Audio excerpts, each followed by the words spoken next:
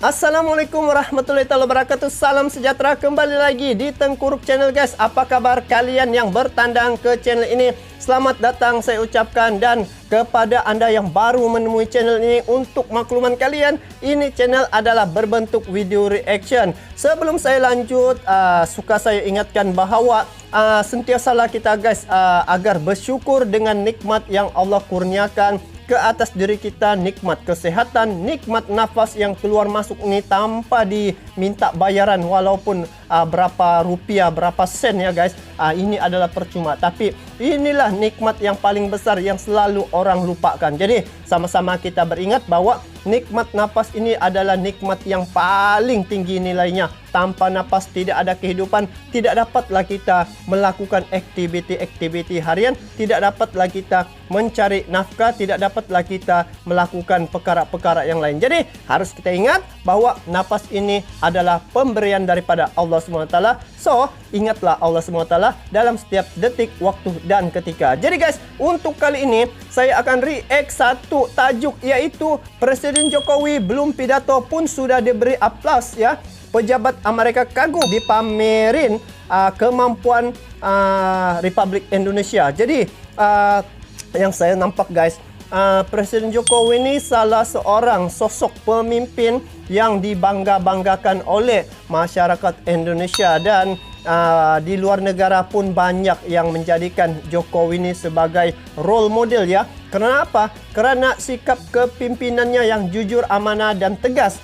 Jadi apa yang kita nampak ya, saya daripada Malaysia pun nampak tentang perkembangan ataupun kemajuan yang dibuat era Presiden Jokowi ini guys. Jadi untuk kali ini saya mau tengok bagaimana perkembangan sambutan Presiden Jokowi ini di Amerika Serikat. Untuk kali ini pertemuan kepala-kepala negara di ASEAN ya guys, menemui ataupun bertemu di Amerika Serikat. Jadi banyak perkara yang mereka bincangkan. Jadi apa yang menarik perhatian saya di sini juga adalah kemampuan Presiden Jokowi dalam mengendalikan isu-isu seperti ekonomi, isu keselamatan dan juga isu kemanusiaan. Jadi inilah yang menjadikan Presiden Jokowi ini sentiasa disoroti oleh dunia ya guys, terutamanya dari segi dia punya keberanian tu. Jadi ayo kita semak bagaimana pidato yang disampaikan oleh Presiden Jokowi ini di pertemuan ASEAN ya, yang mereka hadiri di Amerika Serikat. Jadi sebelum saya lanjut guys, ini video saya tengok di channel Inti News. Kepada kalian yang menonton video ini, sama-sama kita support juga channel Inti News ini dengan memberi like, komen dan juga subscribe. Jadi ayo kita semak video ini. Di akhir video nanti saya bagi sedikit ulasan. Saya tengok dulu apa dia lakukan di Amerika Serikat nih, sehingga kan menjadi perhatian ya, menjadi perhatian kepala-kepala negara ketika pertemuan di Amerika Serikat. Jadi ayo kita semak video ini sama-sama, jom.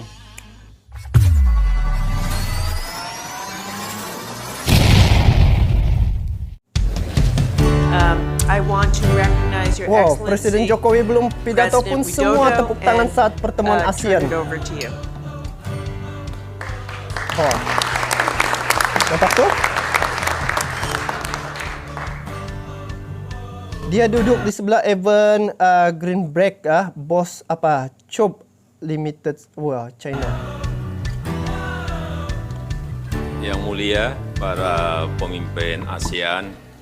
Sat, kejap. Nah guys, inilah bukti bahawa bahasa Indonesia tu mendunia ya. Walaupun dia di Amerika, tetapi bahasa Indonesia itu yang dia guna pakai untuk menyampaikan pidatonya guys. Kalau lain-lain rasanya pakai bahasa Inggris kan guys. Jadi kita semak nih. Para CEOs, terima kasih kepada Sekretaris Perdagangan Amerika Serikat, Ibu Sekretaris Gina Raimondo, dan juga untuk lebih bisa menikmati rantai nilai global agar mampu menaiki tangga kemajuan. Sebagai Presiden G20, Indonesia juga ingin memastikan agar G20 dapat bekerja sebagai katalisator pemulihan ekonomi global, terutama bagi kemajuan global. negara-negara berkembang. Semua ini membutuhkan kemitraan yang erat antara pemerintah dengan komunitas bisnis.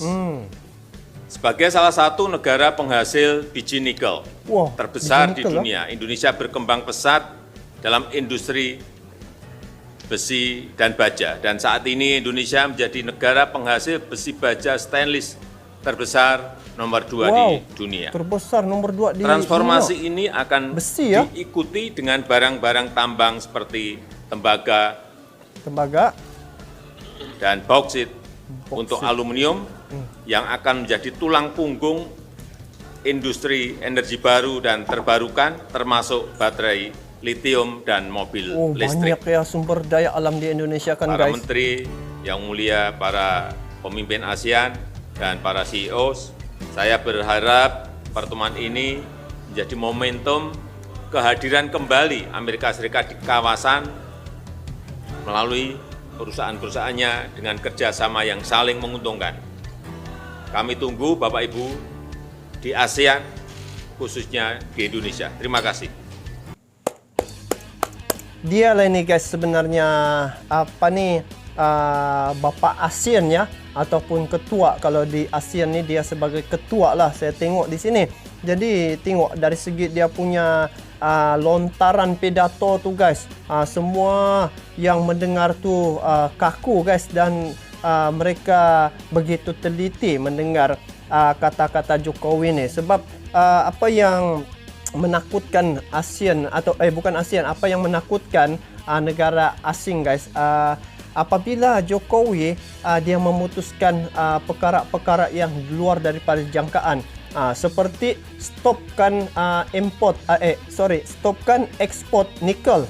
Itu yang menjadikan negara-negara yang berkembang ya, mereka begitu gundah gulana guys sebenarnya apabila Indonesia menghentikan ekspor bahan-bahan mentah ataupun sumber daya alam yang ada pada Indonesia. Sebab yang saya tahu di Indonesia ni adalah negara yang paling banyak di dunia ya, memiliki sumber daya alam seperti nikel, seperti emas, tembaga dan banyak lagi guys. Jadi inilah yang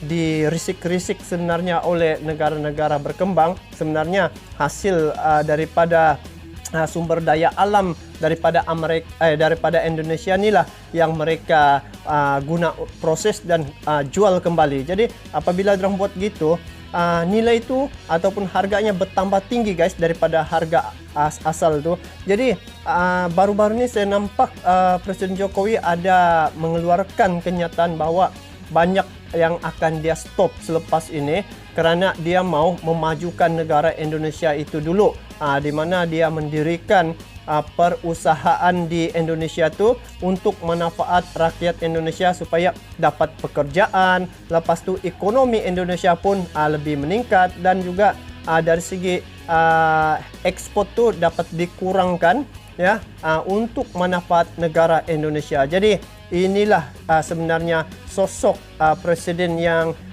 perlu dipertahankan dan juga perlu dibanggakan oleh rakyat Indonesia, kerana dengan keberaniannya, ketangkasannya ya, sehingga kan Indonesia hari ini disegani dan juga dihormati oleh negara asing guys. Jadi ternyata Presiden Jokowi telah menunjukkan dia punya kemampuan dan juga dia punya bukti-bukti pencapaian sejak era pemerintahannya pada pembangunan negara Indonesia itu, seperti wujudnya sirkuit Mandalika, jalan yang begitu panjang ya di Kalimantan. Lepas tu yang menariknya di sini, Presiden Jokowi hubungannya dengan rakyat sangat mesra guys. Ternyata rakyat amat menyukai Presiden Jokowi ini kerana Presiden Jokowi ini dia tidak mengira pangkat, kedudukan ataupun darjat. Dia layan rakyatnya sama sahaja guys, tidak membeza-bezakan. Dan yang paling menarik perhatian saya guys, ketika dia berkunjung menemui rakyat ya, dia apa yang rakyat buat dia pun mau merasainya. Jadi inilah sosok Presiden Jokowi yang menjadi perhatian dunia, dan juga dia punya kelebihan nih guys. Apabila dia menjawat sebagai presiden, dia tidak seperti presiden-presiden yang lain. Kenapa? Disebabkan dia punya keamanahan itu. Saya ada dapat info, dia punya gaji presiden pun dia tidak pakai guys. Itu yang wow, macam mana ya? Gaji presiden dia tidak ambil, tapi banyak dia memberi bantuan dan juga fokus kepada pembangunan rakyat Indonesia. So guys, bagaimana pula pandangan kalian terkait dengan Presiden Jokowi ini guys? Tengok, dia belum lagi pidato, orang luar pun guys, kepala-kepala negara pun sudah tepuk tangan. Ini maknanya Presiden Jokowi di mata dunia disegani dan dihormati. Jadi saya doakan semoga Presiden Jokowi sentiasa diberi kesehatan dan juga diberi dipermudahkanlah segala urusannya dalam memimpin negara Indonesia. Jadi itu saja untuk kali ini guys. Kita bertemu lagi di video akan datang. Semoga Presiden Jokowi terus sukses dalam kariernya. Jadi kita bertemu lagi. Assalamualaikum warahmatullahi wabarakatuh.